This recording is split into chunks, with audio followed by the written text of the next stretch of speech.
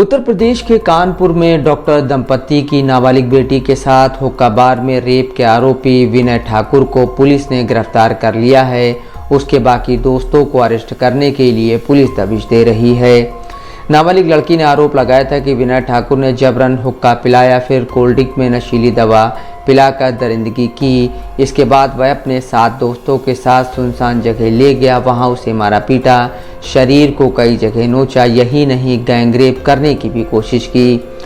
बीते 4 मार्च को थाना पर्रा पर एक नाबालिग पीड़िता के साथ दुष्कर्म का अभियोग पंजीकृत किया गया था, जिसमें वांछित चल रहे मुख्य अभियुक्त विनय ठाकुर की गिरफ्तारी स्थानीय पुलिस द्वारा की जा चुकी है। घटना में संलिप्त अन्य अपराधियों की तलाश जारी है और इसमें जो भी कठोरतम विधिक कार्रवाई है वह पुलिस के द्वारा किया जा रहा है।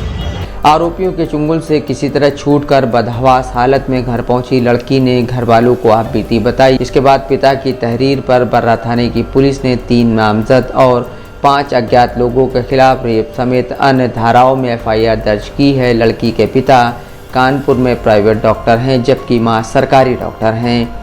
लड़की के पिता ने बताया कि 3 मार्च को उनकी 16 साल की बेटी को जरौली के रहने वाले विनय ठाकुर ने बुलाया। वह उसे कर रही स्थित MG कैफे हुक्का बार ले गया और ज़बरदस्ती हुक्का पिलाया, फिर कोल्ड ड्रिंक में नशीली दवा पिला दी। इसके बाद विनय ने बेटी से रेप किया। इसके बाद वह बेटी को सुनसान जगह ले गया, वहां विनय, उसके साथी अजय, अमन, सेंगर और 4-5 लड़कों ने मारपीट कर रेप करने की कोशिश की। नाकामयाब रहने पर बेटी के गाल के नीचे जोर से काट लिया, जिससे जख्म हो गया।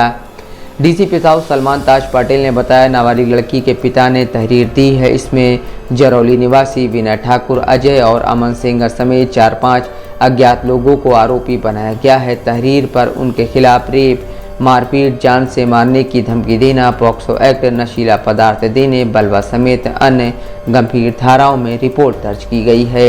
नाबालिग लड़की की मां के मुताबिक उनकी बेटी को विनय ने 2020 से तंग करना शुरू कर दिया था। हमने पुलिस में शिकायत की तो वह और उसका परिवार हमारे घर माफ़ी मांगने पहुंच गया। इतना ही नहीं, स्टाम्प पेपर पर लिख कर दिया कि अब मेरा बेटा आपकी बच्ची की तरफ दोबारा मुड़कर नहीं देखेगा। इसके बाद हमने बेटी का कोटा के बोर्डिंग स्कूल में एडमिशन करा दिया। उसने वहां मेडिकल की तैयारी शुरू कर दी। उन्होंने बताया, इसके बाद भी विनय ने मेरी बेटी का पीछा नहीं छोड़ा और कोटा पहुंच गया। उसने बेटी को अश्लील वीडियो और फोटो से ब्लैकमेल करके धमकी देकर उसे एक होटल में बुलाया और जमकर मारपीट की। उसने यातनाओं की सारी हदों को पार कर दिया। बेटी के प्राइवेट पार्ट पर ब्लेड से अपना नाम विनय ठाकुर लिख दिया। उससे कहा कि तुम सिर्फ मेरी हो। विरोध करने पर बेरहमी से पीटा और लाइटर से बाल जला दिए। मोबाइल और लैपटॉप भी छीन लिया। बच्ची के बैंक अकाउंट को अपने मोबाइल से मर्ज कर लिया। हम लोग जितने भी रुपए भेजते विनय उसे अपने खाते में ट्रांसफ़र कर लेता था। उसने इतना परेशान कर दिया कि मेरी बेटी डिप्रेशन में चली गई थी। पुलिस की जांच में पता चला कि सभी आरोपी रईस घरों की बिगड़ी हुई औलादें हैं। माँ बाप की दौलत के दम पर ही उनका नाबालिग से दुष्कर्म का दुस्साहस बढ़ा। बर्रा थाना अंतर्गत जरौली का रहने वाला दुष्कर्म का मुख्य आरोपी विनय सिंह कानपुर देहात गजनेर के करसा गांव की पूर्व प्रधान गीता देवी का बेटा है। पिता महेंद्र सिंह का प्रॉपर्टी का काम है। वहीं दूसरे आरोपी अमन सेंगर के पिता धर्मेंद्र सेंगर भी बड़े प्रॉपर्टी डीलर हैं।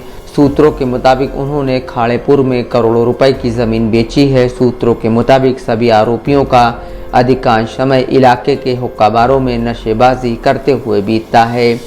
ACP अभिषेक पांडे ने बताया कि MG कैफे के संचालक से पूछताछ की जा रही है। उसकी भूमिका संदिग्ध मिली है।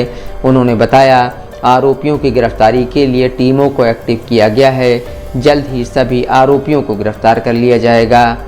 वहीं नाबालिग लड़की के माता पिता सहमे हुए हैं। उनका कहना है कि हमने बेटी को कोटा भेज दिया, तब भी विनय वहां तक पहुंच गया। अब घर बेचकर दूसरी जगह शिफ्ट होना पड़ेगा। हमारे पास बेटी को बचाने के लिए और कोई रास्ता नहीं बचा है। नफीस अहमद, दस्तक लाइव न्यूज़, कानपुर।